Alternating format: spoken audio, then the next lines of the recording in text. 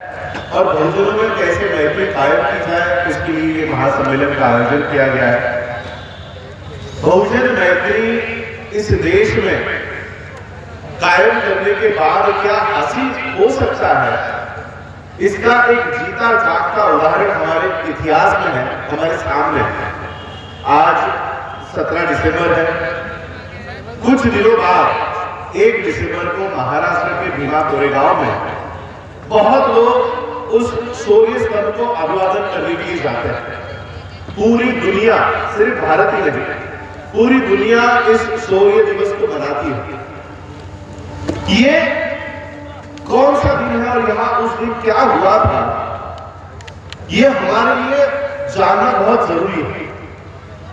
उस समय पेशवाओं का राज इस देश पर, महाराष्ट्र पर हुआ करता था और पेशवाओं ने उस समय बहुत ही अमानवीय कृति, बहुत ही अमानवीय हरकत इस देश के अछूत समझने वाली जातियों की करके रखी हुई थी। रास्तों के ऊपर घूमने तक का अधिकार उनसे छीन लिया गया था। गले में हाथी और पीठ पे झाड़ू इस देश में लोगों के ऊपर जिन्होंने लाया, वो पेशवा, इस देश के पेशवा थे।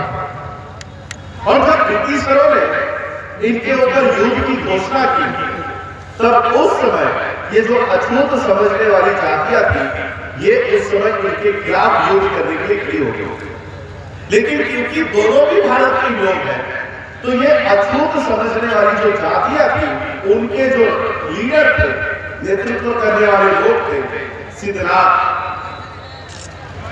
मालनाथ, ये सबसे पहले पेशवाओं को जाकर मिले और पेशवाओं से उन्होंने विनती की कि हम आपके खिलाफ लड़ना नहीं चाहते, हम ब्रिटिशरों की तरफ से आपके खिलाफ युद्ध में शामिल नहीं होना चाहते, लेकिन अगर आप हमें मानव होने का अधिकार दे दें, हमारे ऊपर जो निर्भर आप लोगों ने लाया है, यह अगर हटा दे, इंसान होने की अगर आप हमें वो अधिकार दे दे, तो हम आपके खिलाफ युद्ध में खड़े नहीं होंगे। और उस समय पेशवाओं ने इन लोगों से जवाब में कहा कि हम आपको सुई के नोक के ऊपर बैठे इतने भी अधिकार आपको नहीं देने वाले, हम इतने भी अधिकार आपको नहीं देने वाले। और उस समय इन्होंने तय किया कि हम पेशवाओं के खिलाफ युद्ध करेंगे। 30,000 पेशवाओं के खिलाफ, 30,000 पेशवाओं के खिलाफ सिर्फ 500 अछूत समझने वाली जातियों के लोगों ने हिस्सा लिया। और जब सिद्धनाथ ने ये घोषणा की कि हम पेशवाओं के खिलाफ युद्ध लड़ेंगे, उन 30,000 पेशवाओं में से 2,000 पेशवा वहीं पर भागकर पीछे हट गए कि अगर सिद्धनाथ की लड़ाई लड़ रहा है तो हमें छोड़ेगा नहीं, और इसलिए हम इस युद्ध में भाग नहीं लेंगे। इसलिए 2,000 पेशवा भाग गए। अब 28,000 पेशवा, और वो भी घोड़े पर सवार पेशवा, हथियार रखे हुए पेशवा, और यहाँ पर सिर्फ 500 जो योद्धा थे, उनके पैर में जूते तक नहीं थे। ऐसे लोगों में युद्ध छिड़ा और 31 दिसंबर 1817 के रात को ये युद्ध का प्रारंभ हुआ। पूरी रात भर ये युद्ध भीमा कोरेगांव के नदी के पात्र में ये युद्ध चलता रहा। 28,000 पेशवाओं के खिलाफ सिर्फ 500 अछूत समझने वाली जातियों के लोग लड़े। वो इसलिए नहीं लड़े क्योंकि ब्रिटिशरों को जीतवाना था, वो इसलिए लड़े क्योंकि उनके आत्मसम्मान का ये सवाल था। और आत्मसम्मान के लिए उन्होंने रात भर लड़ाई की और 28,000 पेशवाओं को मार गिराकर पूरे देश से पेशवाई को खत्म कर दिया, पेशवा के राज को खत्म कर दिया।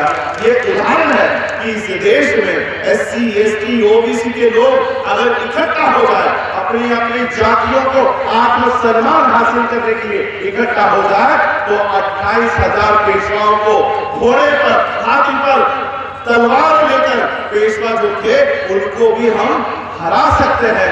ये उदाहरण है हमारे 1 जनवरी 1818 का जो इतिहास है, भीमा कोरेगांव का इतिहास है, ये हमारे सामने जीता जाता इतिहास है कि अगर हम इकट्ठा हो जाए तो हम पेशवाओं का राज इस देश से खत्म कर सकते हैं।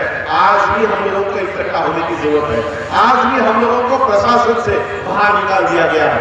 आज भी मीडिया से बाहर निकाल दिया गया है, जुडिशरी से बाहर निकाल दिया गया है। आज भी एक अघोषित पेशवा राज इस देश में कायम हो चुका है।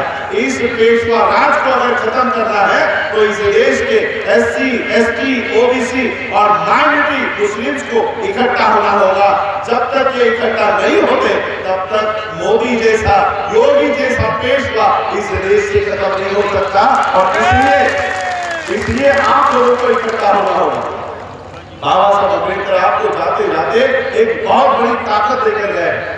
ये जो हवा में उड़ने वाले लोग हैं आज इस देश में, कल उस देश में, ये आपके पैर धोने के लिए मजबूर हो जाते हैं। क्यों? क्योंकि बाबा साहब आपको आपके हाथ में वोट की ताकत देकर गए।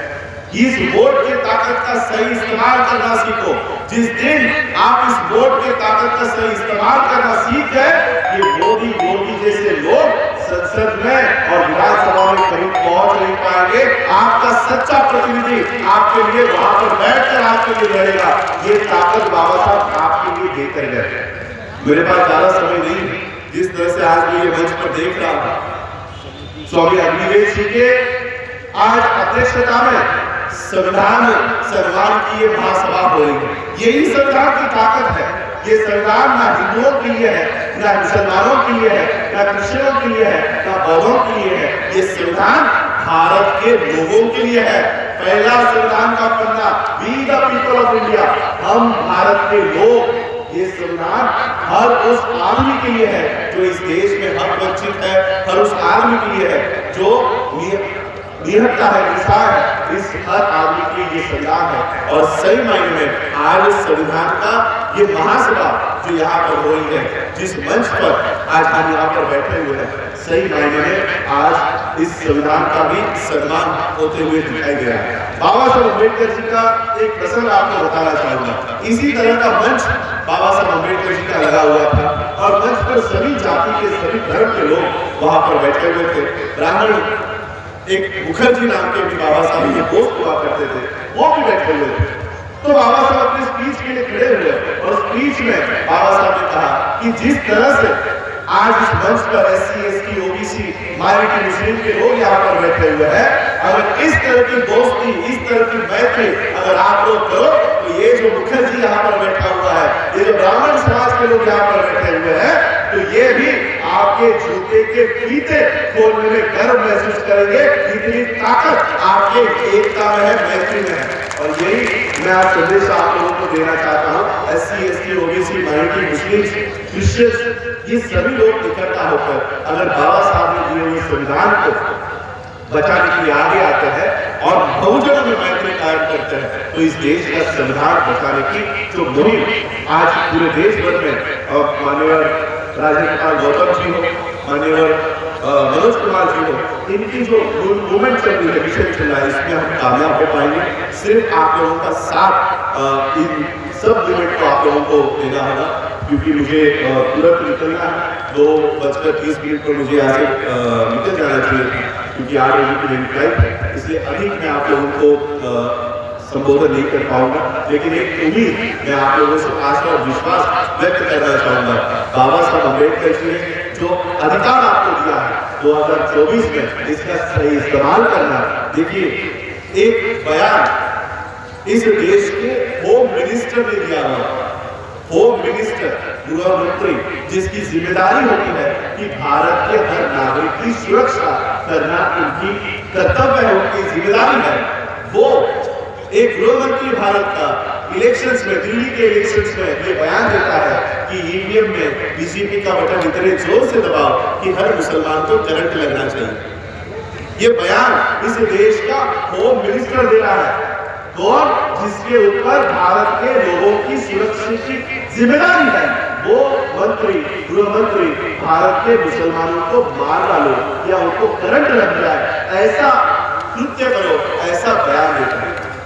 हम लोग बुद्ध को मानने वाले लोग हैं, बाबा साहब को मानने वाले लोग हैं, इसलिए हम ऐसा बयान नहीं देना चाहते। लेकिन एक बात मैं जरूर बताना चाहूंगा, इस 2024 में बीजेपी को हराने की ताकत रखने वाले हर उस कैंडिडेट का बटन इतने जोर से दबाओ कि अमित शाह को मेंटल करंट जरूर लगना चाहिए कि ये क्या हो गया। ये बीजेपी को सत्ता से देखो, क्योंकि धीरे धीरे ये भारत के संविधान को हटाकर राजदंड, जिसे सेंगोल के नाम से इस देश में बुलाया जा रहा है, अब संविधान के दायरे में काम नहीं होगा, काम किससे होगा? राजदंड से होगा। अब राजा का राजदंड भारत में आ चुका है और संसद में ब्राह्मणों द्वारा उसको प्रस्तावित कर दिया गया है। आने वाले 2024 के बाद भारत में भारत का संविधान नहीं तो इस राजदंड के माध्यम से काम होगा। इस राजदंड को फिर से उनके सर पर मारकर संसद से बाहर निकालने की जिम्मेदारी भारत के हर नागरिक की है, भारत के हर धर्म के लोगों की है, और इसको फिर से संसद से बाहर निकालने का काम भी हम लोगों को करना होगा। यही आशा और विश्वास में भारत के लोगों से व्यक्त करता हूँ कि आने वाले समय में वो अपने वोट के अधिकार का सही इस्तेमाल करें। मैं तो यही चाहता हूँ, मुझे अभी पता नहीं है कि ये राजनीतिक कार्यक्रम है या नहीं है, लेकिन अगर तहे दिल से ये राजनीति में इसका रूपांतर होता है तो मुझे खुशी होगी कि मनोज कुमार जैसे जज अगर इस प्रांत के कैंडिडेट के माध्यम से आप लोगों के सामने आते हैं तो बहुत इस प्रांत के लोगों के लिए ये एक अच्छी घटना होगी। मैं मनोज कुमार जी को भी बाबा साहब का किस्सा बताना चाहता हूँ कि मैंने अभी सुना कि वो अपनी जज इस्तीफा देने के लिए तैयार हो गए हैं, जज पद का इस्तीफा दे रहे हैं।